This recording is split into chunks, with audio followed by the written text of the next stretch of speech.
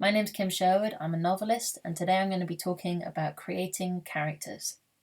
So creating characters might be something that you did with ease as a child, in the playground or just in your own head. If we're not creative often in our lives, if we don't have that opportunity, sometimes it can feel a little bit rusty as a skill. J.M. Barrie, the creator of Peter Pan, said that creating fictional characters is like playing hide and seek with angels. And I really love this idea because of the idea of playing hide and seek, the idea of being playful. So in these videos, we're just going to play. We're going to have some fun. There's no shoulds, there's no wrongs or rights. It's just a way to kind of come together, use your imagination, and have some joy in our days. So this is a way to create characters that might kind of kickstart that engine for you, kickstart your imaginations.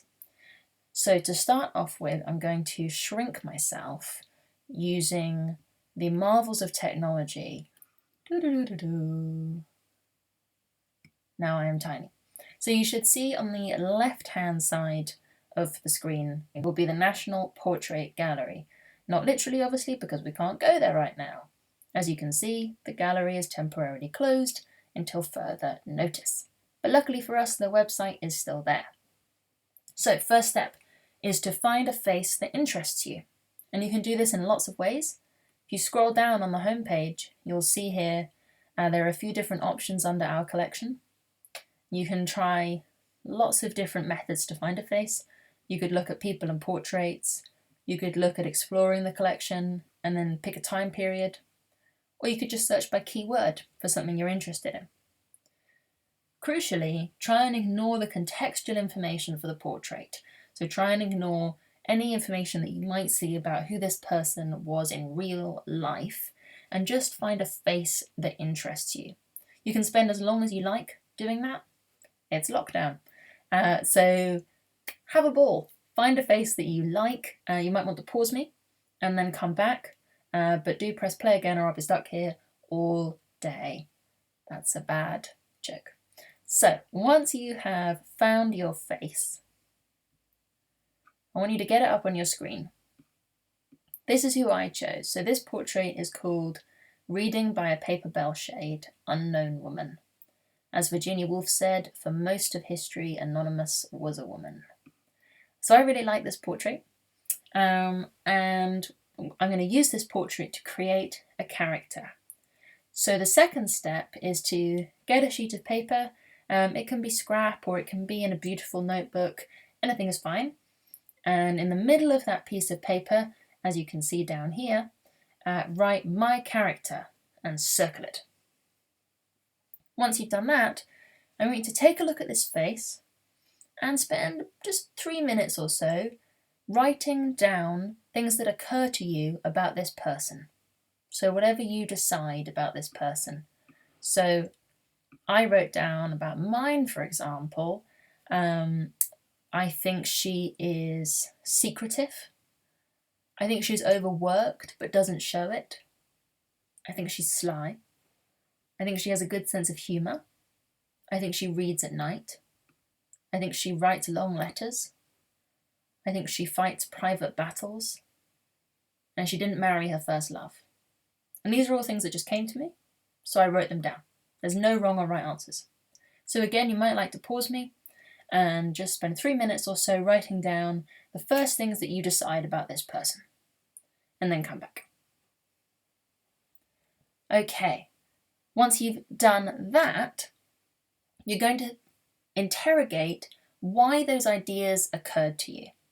So our kind of imaginations, if we want to call it that, are running all the time when we make split-second decisions about people, when we do that kind of fine slice thinking. And this could be as you pass somebody in the street or on your commute. You might see them, you might get a gut feeling about them, you might presume something about them. You don't know those things for facts, but that's kind of how our minds work. We're constantly sifting through information and creating narratives and creating characters. So what we're going to do now is reflect on why those things came to mind for you.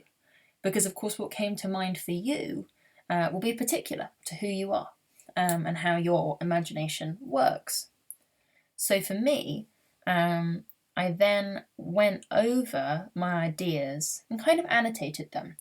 So if you take one feature, for example, secretive, and then do an offshoot line from there and write down what was it that made you think of that thing.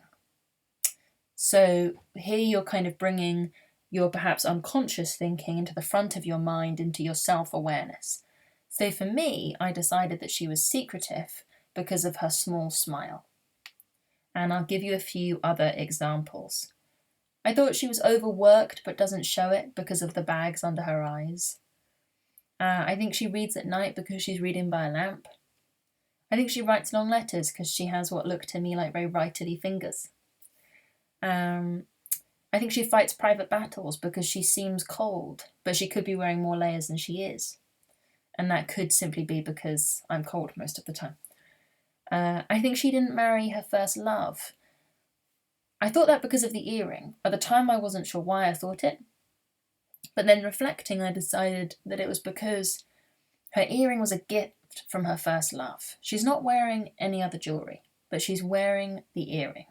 Apart from her bracelets, I now see, which is kind of interesting. I erased those when I first looked at it. But when I looked at it, I thought no rings, no necklace, but earrings.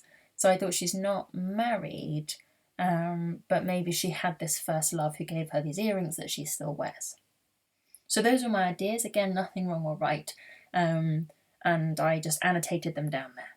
So spend a few minutes just going over your ideas and adding those annotations. What made you think of it?